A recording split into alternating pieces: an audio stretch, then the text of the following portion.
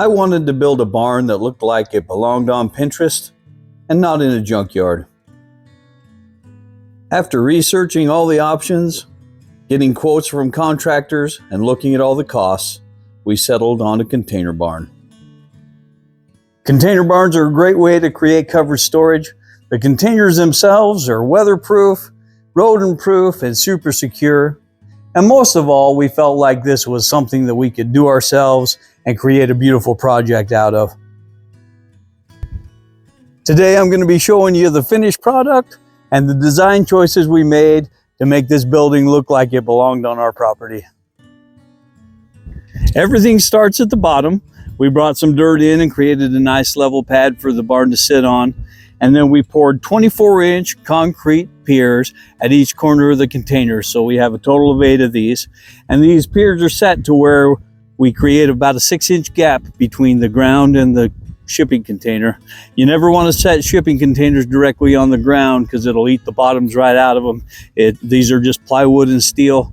And so by creating that little bit of space, it keeps everything nice and dry and prevents us from having any problems down the road.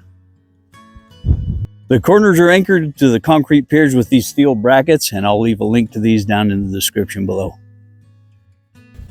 Some people may ask if supporting the shipping containers with just the 4 corner pillars is enough. And shipping containers are designed to hold over 50,000 pounds of products, supported only by the 4 corners of the container. And so unless you're parking something heavy in the middle and leaving it there, or using this for a home where you need to reduce vibration, supporting the shipping containers by the 4 corners should be sufficient. For the main structure of the barn, we went with a 40-foot high cube container. High cube containers are a foot taller than your standard containers. They give you that little extra space for storage, and they give you that little extra wall height for a nice clean look.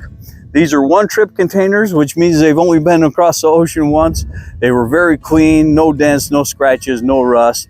Made them easier to prep, easier to paint, and just gave it a nice clean look. The containers are placed 32 feet from edge to edge. It leaves us a 16-foot breezeway down the center, which is perfect for a 16-foot cattle panel. We're using this barn as a run-in shelter for our cows. We raise Belted Highland cows, and so this gives them a nice little space to get out of the weather. And then the rest of it is for hay storage and equipment storage, and there's just a ton of space in this breezeway. These are our Belted Highland cows. This here is Dolly, and then Tiny, and then she gave birth to a little calf. He was born back in August, this little moon pie. And just to give you an idea about how much secure storage we're working with, 40 foot by 8 foot is just a ton of space. And you have that times 2. And I know the camera doesn't do it justice, but man, it's a lot of space. We got so much space for storage out here.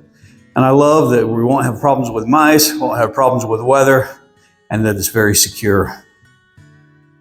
For the roof, we used 2x6 trusses that were built and supplied to us by a local manufacturer. They were all engineered to meet the loads of our area, and they're set 8 foot on center. They have a 412 pitch, and my wife and I really liked that look with the pitch, and it's very manageable to roof. It's not a real steep roof. When you start putting that roofing panels on, you'll be glad that you're not any steeper than that. The trusses are connected by 2x6 purlins that are set into hangers. And the reason I went with 8 foot on center is that I wanted the ability, if I ever wanted to in the future, to add a deck up top there and create some more attic storage if I wanted it. The trusses are anchored to the container with these steel brackets. These steel brackets are pretty slick, and I'll leave links to these down in the description below. But they bolt right onto the side of the container. You do have to do a little drilling, but they bolt onto the side and not through the roof, so you keep your waterproof integrity. And then the trusses slide right down into a U-shaped bracket there, and there's 4 of those per truss. The trusses themselves are 35 feet wide, and so when they're placed on top of the containers that are 32 foot wide, that leaves us an 18-inch overhang on each side. And then I added these eaves to the roof, an extra 18 inches to create that nice eaved look. We finished the soffits with a 3/4 inch plywood and trim to give it a nice clean look on the exterior. For the roof of the barn, we went with a matte black metal roofing, and it looks really good with the white exterior of the barn. We were able to take a rough sketch of the barn down to our local roofing supplier, and they put together a full kit with all the drip edges and ridge caps and all the screws and everything, and then they cut all the panels to size so that it was fairly easy for us to install. My wife really wants to add a cupola to the roof, and I'm not too sure about that. So let me know down in the comments what you guys think. Cupola or no cupola? One of our goals with this build was to make them look as little like shipping containers as we possibly could. And so before we actually even put the roof on, we painted these shipping containers white, put a few coats of paint on them, made them look really good before we even started on the rest of the build. A couple things that you'll notice is we did a 2x6 trim around the bottom of the containers to get rid of the forklift holes and the metal that shows there. And then we did the same thing here on the roof line where the trusses meet the container. I installed a 2x10 across there that covers that transition.